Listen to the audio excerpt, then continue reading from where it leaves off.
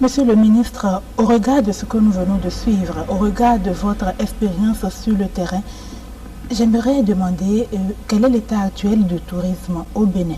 Le tourisme n'était pas au rang des priorités jusqu'à ces dernières années. C'est seulement depuis peu que le tourisme est considéré par le gouvernement de notre pays comme un axe prioritaire pour le développement économique. Donc ça, c'est quand même clair, c'était un problème. Ça.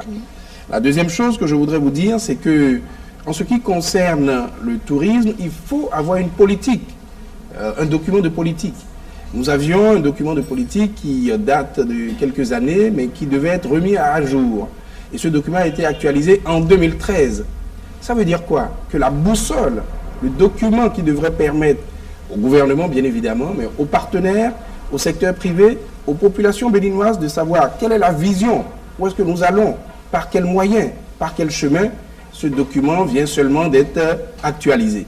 Donc je peux dire que c'est maintenant que nous sommes en train de poser les sous-bassements d'une vraie politique dynamique pour que le tourisme au sens large puisse devenir un secteur contributif à l'économie béninoise, à la richesse béninoise.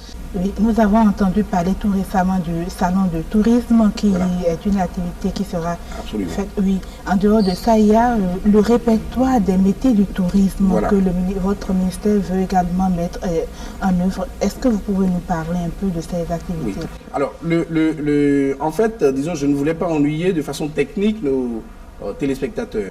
Nous nous sommes rendus compte que dans notre pays, jusqu'à ces derniers temps-ci, on avait l'impression que c'était ceux qui étaient en rupture de banc, ceux qui avaient échoué dans le système scolaire, dans le système universitaire, qui venaient, disons, se déverser dans ce secteur-là. Alors que c'est un secteur où nous devons avoir des gens bien formés, des gens qui ont un très bon niveau. Nous sommes donc en train, à travers ce répertoire, d'identifier l'ensemble des métiers. Nous allons valoriser ces métiers. Nous allons permettre aux jeunes, puisque nous parlons aujourd'hui d'emploi des jeunes, de se rendre compte qu'il y a un avenir dans ce secteur du tourisme.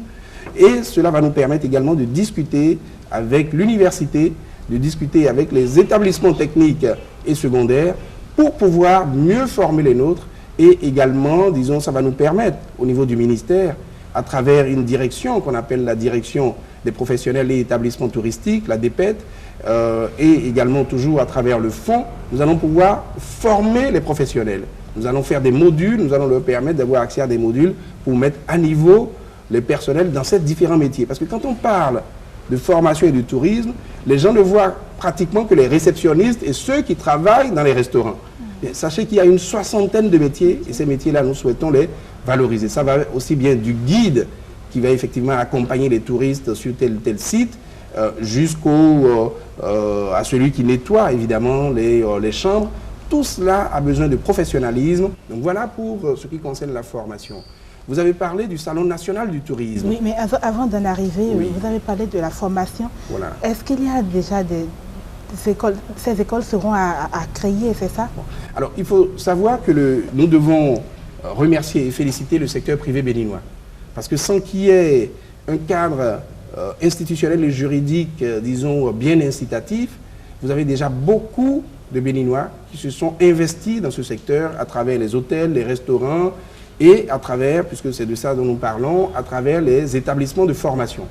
Nous avons aujourd'hui dans le secteur privé pas loin d'une vingtaine d'établissements, bon, c'est vrai, principalement basés dans le sud, Porto Novo, Cotonou principalement, qui forment à certains métiers du tourisme et de l'hôtellerie. Donc nous voudrions, ce qu'il manque, c'est d'abord un hôtel-école pour pouvoir vraiment former les professionnels de l'hôtellerie. Mais au-delà de ça, il manque des formations universitaires, des formations professionnelles pointues. Et dans le cadre du programme de développement touristique de la route des pêches, il est prévu effectivement des formations, des établissements de formation de haut niveau pour pouvoir accompagner cette volonté du gouvernement et du secteur privé béninois de développer le secteur touristique et hôtelier dans notre pays.